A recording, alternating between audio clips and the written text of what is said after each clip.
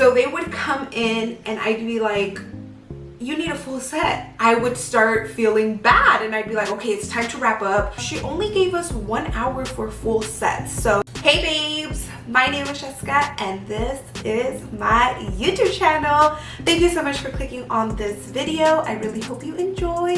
And if you do, don't forget to give this video a thumbs up. Subscribe down below and turn on your post notification bell so you can be notified the next time I post a new video. Today I am doing part 2 of 5 mistakes beginner lash artists make. I've already done this video in the past, so if you like this video and you want to check out those other 5 mistakes, I'll have the video up here or in the description box below so you can check it out after this video. So I believe it was on Instagram Live that this one problem popped into my mind and I knew I wanted to make this video once again. And if you guys are not following me on Instagram, go follow me. I go live every Wednesday, so I'll be live tomorrow. If you have any questions for me, you can catch me live. My Instagram is spelled the same way as my YouTube, Jesicavxo, so go check me out. But I was on Instagram Live and someone was asking me about like when I first started lashing, and this problem popped into my mind. In the beginning, I did not think it was a problem, but later on, I was like, oh, that was like a little problem I had. And I've been seeing some newer lash artists doing this problem. I've been seeing work and I'm like, yeah, they're probably doing what me and my friend thought was amazing. We wanted our guests to be super full so we wouldn't lash the inner corners, because when the eyes are closed, the inner corners we wouldn't lash, and we would start about here, like where the color of your eyes starts.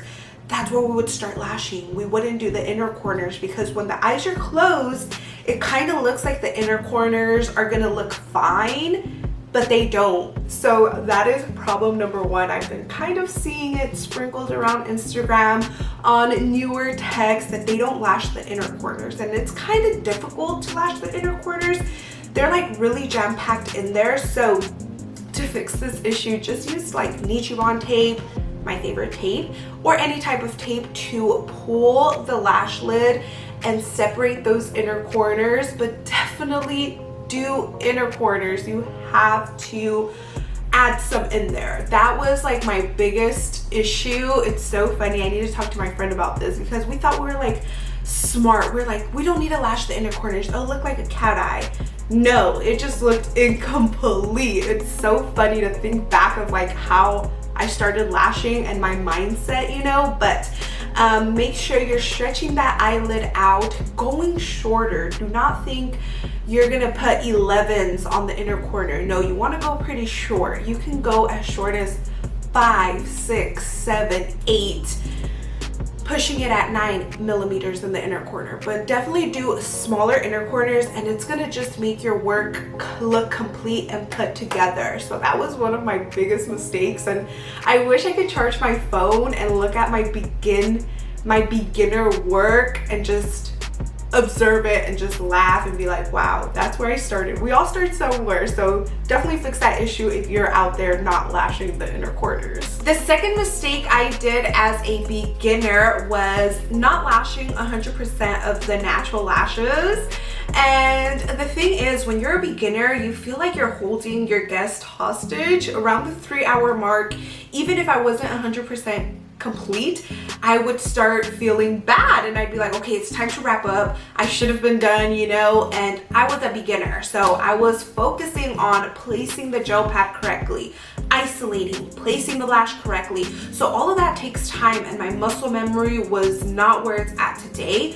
So like around the 3-hour mark, I'm like, okay, it's time to wrap up, let's go. They would open their eyes and it just did not look complete. So definitely take your time. Tell your guests you're newer. Tell your guests you need around 3, 4, 5 hours. Let them know to relax, and you take your time. Do not speed. Do not place lashes. She's eating, my dog's eating, so it's a little loud. Do not place lashes incorrect just because you want to be done in an hour and a half. When I moved from Vegas here to Memphis, I started working with a nasty lash tech. I have a video all about it if you want to go check it out. But she would give me 1 hour for full sets. of course, again, I was placing the gel pad correctly. I was isolating. I was not going to mess up how to do lash extensions. You know, I was going to do it the right way. So of course I was not getting every single lash in 1 hour. It does not matter if you've been lashing for 10 plus years. No one lashes, no one does a full set in 45 minutes, an hour and a half. There's no one out there. They'll say it's a full set. Some people I've seen on their menu, they say full set, an hour and a half, but they call it light because they're not lashing every lash. So definitely take your time. If you work somewhere where they're trying to make your time quicker and that's all they're worried about, let them know, educate them, and let them know, hey, this is a luxury service. I cannot do this service in an hour. It's not gonna happen.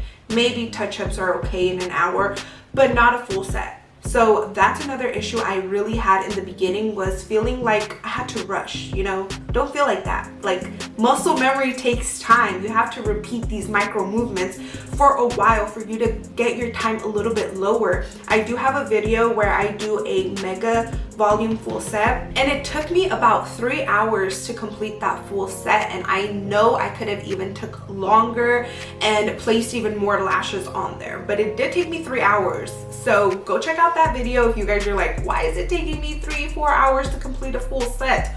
It takes a while, and your guest should know, and that's why your prices should be priced accordingly too. So definitely take your time, lash every single lash, so when your guest opens their eyes, they look super full and they come back in 2 to 3 weeks with a lot of lashes, because then you're just gonna be playing catch up. Like, if you don't finish the full set, they come back in a touch up, they have almost no lashes left, and you're like, oh my god, what's going on? So definitely take your time, lash every single lash. So the third mistake I want to talk about is pricing, and I did talk about pricing in my last video, but it's so important, I wanted to include it in this video as well. So I don't want you guys to go out there and just because you're new into the lash industry, you're gonna charge nothing for the service. You that are watching this video right now, you're investing your time to learn more about lashing. You pay thousands of dollars into training, into those licenses on your wall, your certificates, your studio, your products. All of that costs so much. So if you're in a salon suite and you say, but Sally down the hallway, she does lashes and she charges $100, so I'm gonna charge $100 or $90. No, do not do that. Don't price your services according to Sally. It doesn't matter what Sally's doing. She might be a great lash artist, but she's not you. No one's gonna be you. So definitely don't charge less. In my last video when I was talking about pricing, people were like, oh my god, I needed to hear this. I'm charging like, I don't want to like say $45 for a full set because I don't remember 100%, but I think someone said something like that, and I'm like, my heart goes out to you.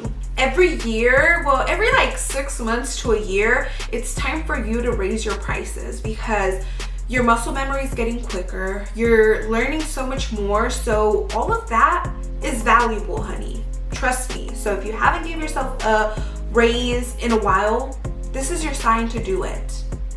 Mistake number 4 that I made was having my booking system open and letting my guests book themselves. Now my booking system is closed. Every time I'm done with my guest, we look at their profiles, see how many appointments they have booked. Some of my guests, about like 50% of them, have reoccurring appointments. So they come every 2 weeks, 9:30 a.m. on a Wednesday, or this time at Thursday. You get me? So they already have their reoccurring appointments. But some guests, their weeks change a little bit. So we book out about 4 appointments in advance. This keeps my system so much better. Let me tell you, when I had my booking system opened, I did have some guests that would maybe forget or maybe say, oh, I'm gonna book in 4 or 5 weeks. And I wasn't actively checking. So they would come in and I'd be like, you need a full set, but we already booked this hour and a half. I'm gonna do what I can, you know?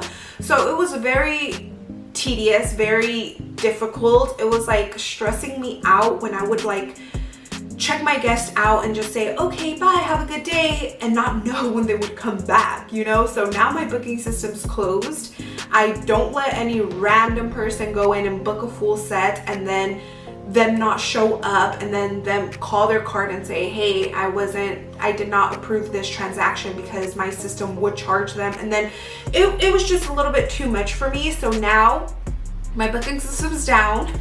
When I'm done with my guest, I book their next appointment, and I just feel like it works best for me, for my guest, and it's just easier this way. You know, they're not going in there and moving stuff around, messing with my schedule, and I feel like it's easier for me. Some people, it'll be easier for you to just have your system open and have your guests book whenever they want, but that was getting a little bit out of hand for me, especially that I am by myself.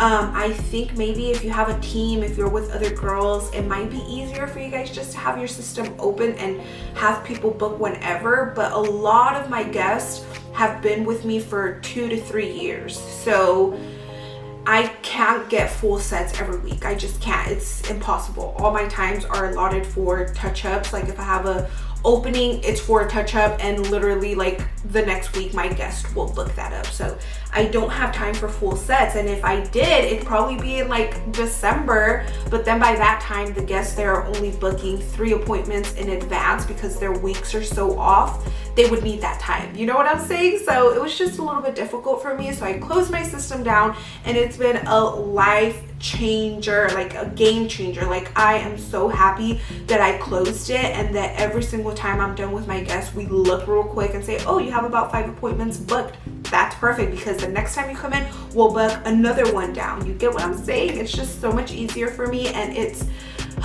just been a game changer. So definitely having my booking system open for everyone to book whenever they want, and just like book 6 weeks out for an hour touch up, I was like going a little insane, you know? It wasn't their fault, it wasn't my fault, it was just the system that I had was just not working for both of us. So I switched it up, and it's been amazing for me. Last but not least, the last mistake is not setting boundaries. And this can go in so many different ways. One, it can be your guest texting at 5 in the morning, and then at 5:30, and then 6, and expecting a response. If you are so hungry for guests, I understand that if you wake up at 6, you want to reply really quickly. If your hours are from 9 to 6 p.m., that's around the time you want to be responding to guests. You don't want to be responding to guests if you're on vacation, if you're like after hours, weekends. If you don't lash weekends, why are you responding to people on weekends? I understand, but this is a business. Let's say Louis Vuitton, right? You can't call them in the middle of the night and say, hey, I want this bag. They have times, and you respect those times because, you know, they set those boundaries.